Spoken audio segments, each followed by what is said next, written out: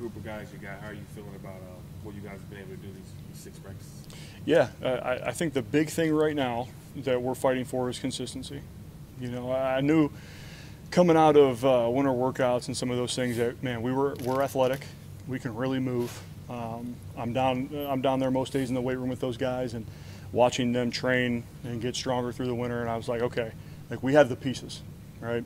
We have enough, you know, returning guys and guys that have played that it should make my transition a little bit smoother, right, as I learn the offense and learn the terminology and those things. But the one thing that I appreciate about them right now is that, man, they're battling every day. I think we're getting better every day.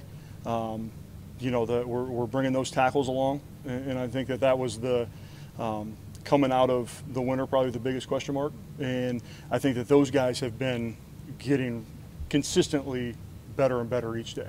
I think the intent's right, the mindset's right, but you know, I think there's always room to improve, right? And we're just trying to get better each day.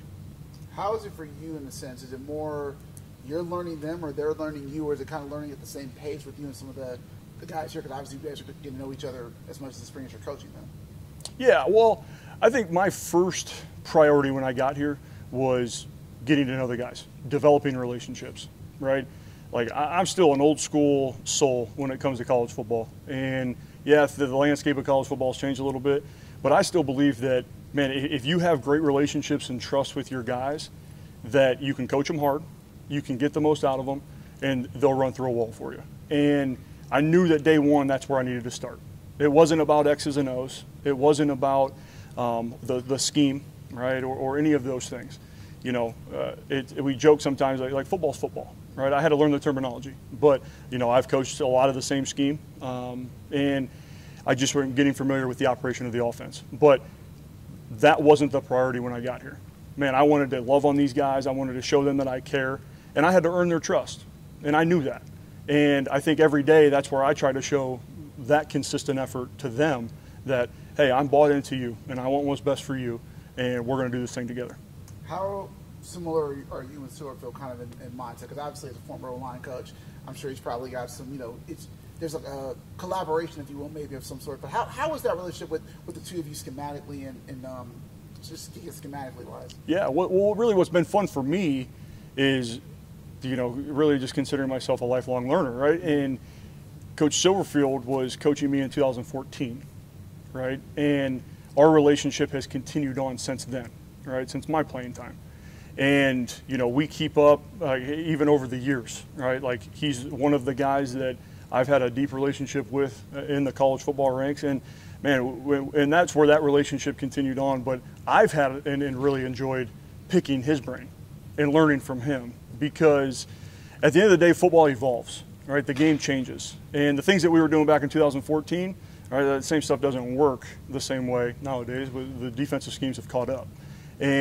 But to see, you know, kind of through his eyes and what he sees and what he's looking for, like, it really just gives me a great idea of how the game planning process is going to be. You know, what are the things that we look for to get ready to go for a Saturday. And even when we're watching video on our guys, right, it's, man, a little thing here, a little thing there. And sometimes he catches things that, man, even to my eye, you know, I buzzed right by it. So, man, I still view Coach as a mentor to me. And like I said, we joke about drills that we did back in 2014, conversations that we had in the meeting room back then. But no, it's been fun just to learn, I think, is the biggest thing. Yeah, I was going to ask you, I mean, every head coach, depending on their background, is impartial, or is partial to a specific, you know, if he was a defensive coordinator before head coach, whatever. So having a head coach who was an O-line position coach and having that rapport with that position and everything, I guess how unique is that, having that type of background as your head coach? I love it, right? And I think it's a big thing. Man, I like to bring that up in recruiting as well.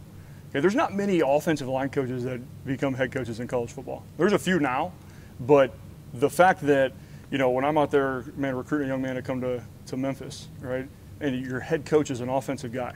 He's offensive line minded, right? Puts a priority on the front, you know, on the front five. Okay, everything we do, I tell them everything we do, but for the most part, right, it's all geared towards knowing that we have to be good up front to have success, right? And now, does that change the way I go about things? No, but at the same time, you know, with Coach and I's relationship, okay, like I know that there's high expectations being in my position, right? For somebody that's been there and done that, and Coach has done it, coach the offensive line at a really high level, right? From the NFL, and then at a really high level here when he was the offensive line coach, right?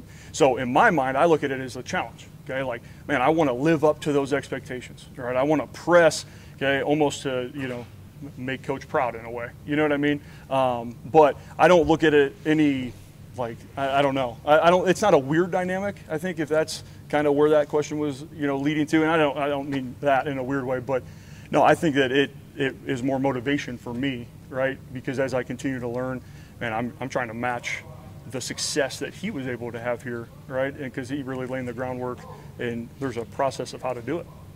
You have a mix of guys here, obviously, Likes and some of those guys who've been here who have a bit of leadership, and you got new guys like Chris Morris, Marcus Henderson, and a few other guys.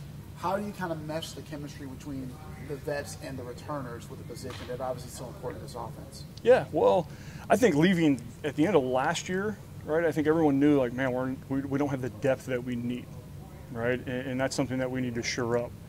It's very nice to have veteran guys that have played a lot of football here and can go out there and make the calls and adjustments in their sleep. But at the same time, you know, you do have some fresh faces that you have to go square one, right, with the install, and you have to start small. And right now we're really focusing on the fundamentals. And like I said, it's not about scheme right now, because if they can't execute our day one and day two scheme, well, it's going to be really hard because everything in our offense is built off of those 2 days in a lot of ways. So, man, we've really had to peel back. And I know sometimes it's probably frustrating for those veteran guys. They're like, yeah, I know this, right? I've heard it. This is my 5th year hearing this, but they still learn something every day too. You know, in terms of, I think the one thing I've been impressed by about the veterans in the room is how open arms they've been to the new guys in the room. And I think they know that in order for the top guys in the room to become better, right, you need competition, right? In order to have competition, you need depth. And like that, in my mind, that breeds success. So, and they've been pushing on each other. It's been really fun to watch because it hasn't been in a malicious way, right? It's been, man, like motivating, encouraging, right, supporting, and they've had a lot of fun with it. So you mentioned you coached, Silverfield coached you in 14. Mm-hmm. So when you were here in 17 with your former school, Iowa State, what was that like? Did you guys get the chance to like talk or catch up a little bit during that Liberty Bowl game? Or we did briefly at the Pyramid. Okay. Right. So the teams did a dinner at the Pyramid at the Bass Pro Shop, but that I believe was the only team event that we were there with Memphis. Mm-hmm. So we got to chop it up there a little bit, and then man, game day, it was good to see Coach, and now I think all of us were trying to run off the field after the game because of how cold it was. Yeah. But man, the one thing I remember, the environment was incredible the whole week. Right, you could just feel the energy in the city.